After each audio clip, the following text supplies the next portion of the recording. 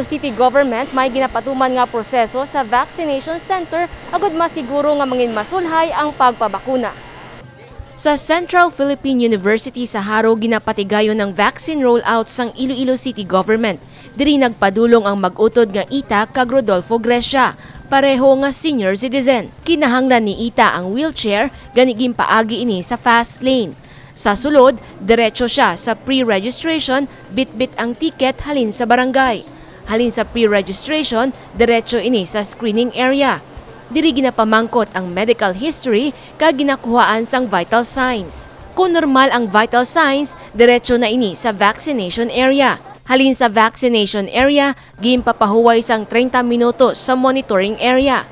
Sa tiyo normal ang vital sign, kag wala sang may mabatyagan nga side effect, pwede na makahalin sa vaccination center sa Ita kag Rodolfo. Ini ang proseso nga ginasunod sa vaccination center. Proseso nga ginagyan ng Ita kag Rodolfo kag linibo kaiban pa. Pursigido ang mag-utod nga magpabakuna para sa ila proteksyon batok sa COVID-19. Nahadlok man ako nga mahawa kay senior na nga daan. Tisiling nila madali mahawaan ang senior, mga senior. Di amo na nga nag-decide ako nga magpagbakuna man eh. Para nga malayo man sa sakit.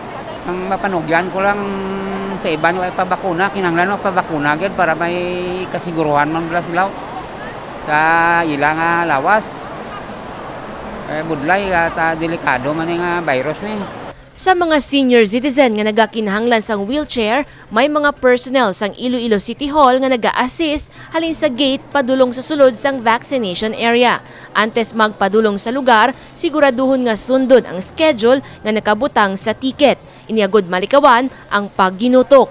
Ang tiket magahalin sa barangay. Si Mayor Jerry Tranyas, kapangabay man sa aton nga mga pumuluyo, kanang kadto diri, nga sundon naton ang sistema para mas madasig kag mas matawhay ang process sa pagbakuna naton. Sa mga padulong sa vaccination center, may pahanumdum si Kunlo.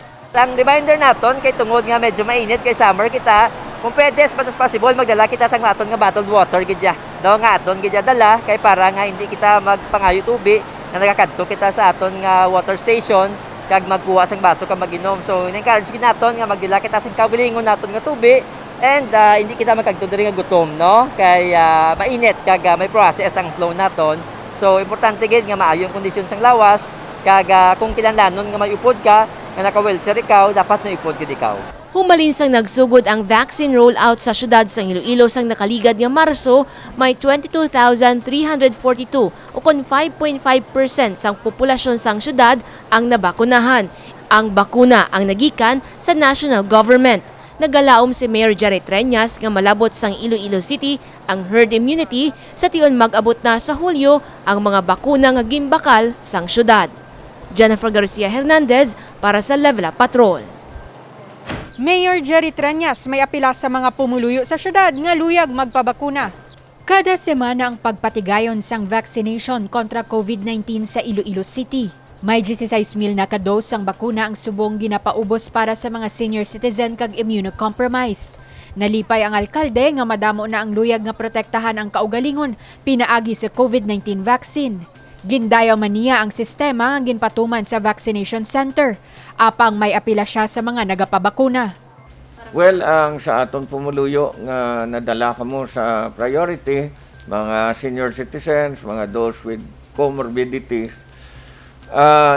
pelihog lang, striktuhon tagid ang time nga pagkanto ninyo dito para nga hindi na kamo mahulat. Hindi kamo magpatemprano kay ang temprano may arak na to nagahulat. And hindi pa na inyo tempo. Panugyan man sang alkalde sa mga magakadto sa vaccination center, ilabi na sa mga nakabaton sang vaccination ticket sa ila barangay? Mag-abot ang inyo tempo, kag natawag na kamoto sang COVID team, ginapasiguro ko sa inyo nga may aragin kamo bakuna para sa inyo.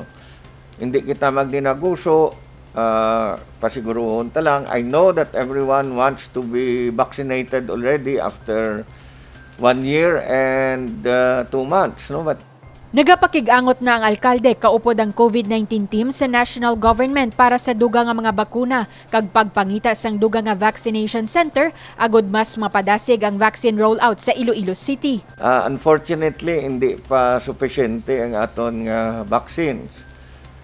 Ginapreparahan tana no ang pagpakambyo pagid sa isa pagid ka vaccination center, so that once we start getting our own vaccines, we will do 2 vaccination centers para mas madasig pagid. Samtang, nagpanugya naman ang COVID-19 team sa publiko nga nakapabakuna na nga hindi magkampante bisan pa nakakuha na sang first dose. Ginapa-atag tagid sa tanan nga pabakuna no nga ang ini hindi ni siya nga pagtapos mo bakuna protected na ikaw kapin pa kung first dose pa lang.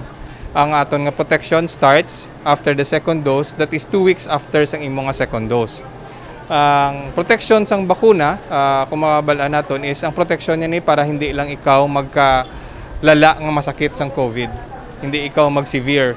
Padayon man ang panawagan sang lokal nga panguluhan sa publiko nga magkooperar kag strikto nga magsunod sa mga pagsulundan sang syudad agod mangin madinalagon sa kampanya batok COVID-19. Divine Singh para sa Level Up Patrol.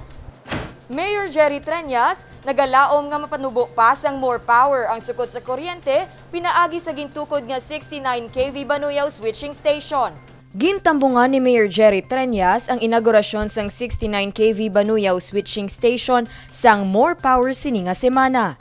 Ini nga power station ang sara nga makakonekta sa National Grid Corporation of the Philippines kag magabukas para sa more nga makakuha sang supply sang kuryente sa iban nga mga supplier. Sa tion ini ang matigayon, magaresulta ini sang mas manubo nga sukot sa kuryente. Ginpahayag ni Roel Castro, presidente sang More Power Corporation, bukas ang syudad sang Iloilo para sa mga power supplier sang Luzon kag Visayas, pinaagi sa competitive selection process o kun CSP. Sa subong, 70% sang kuryente ang nagalabay sa PEDC substation, samtang 30% sa iban nga market. The configuration of Iloilo vis-a-vis the generators, no? When we came in was greatly, well, I would say bulk of it or majority of our power, probably 70 to 75% of our power was passing through the substation of PEDC and Panay Power, no? So 30% is connected to the grid, no, to the outside world, as I would call. Okay, so what's the implication of that? The implication of that is that we were we had no choice. Now, Iloilo had no choice but to get 70-75% of its power from PEDC/PPC. Okay? Actually, for stability and reliability, it's actually good. But when we were comparing the prices, out in the market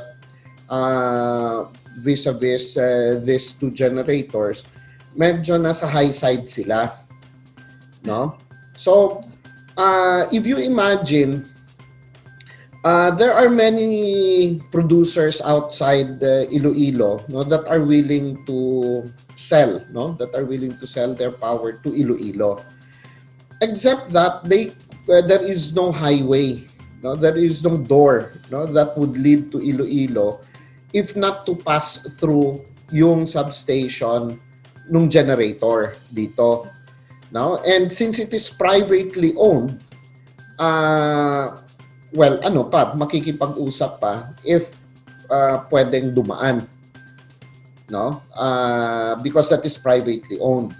Now, what we did was that for the consumers of Iloilo, no, to give the consumers of Iloilo the best rate that we can really get out in the market, no, is to open the highway and make the highway 100% open para anybody who'd like to bid, no, will be able to deliver ang kanilang power to Iloilo, no?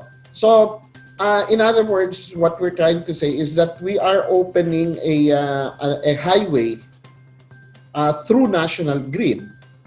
So power from all power producers from Luzon and Visayas can actually have the access to Iloilo City. Mayara na sa 5 ka mga available power generators, magluwas sa Panay Energy Development Corporation o kun PEDC. Bukas man ang PPC o kun Panay Power Corporation, Aboitiz Renewals, KEPCO, kag PISAM. Para kay Mayor Jerry Treñas, importante nga mapanubo ang balayran sa kuryente sa mga konsumidor sa syudad.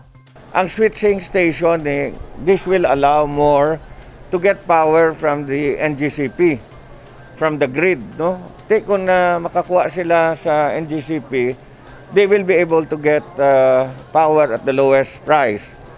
Sa subong na naog ng aton power by 120, mas barato na ta sa Bacolod, barato na ta sa Cebu.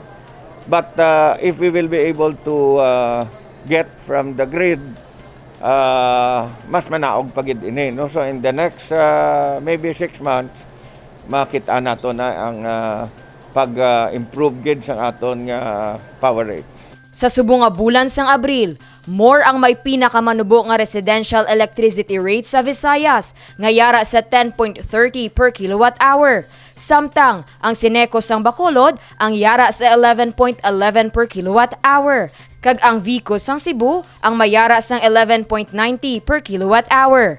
Dane Raffles, para sa Level Up Patrol.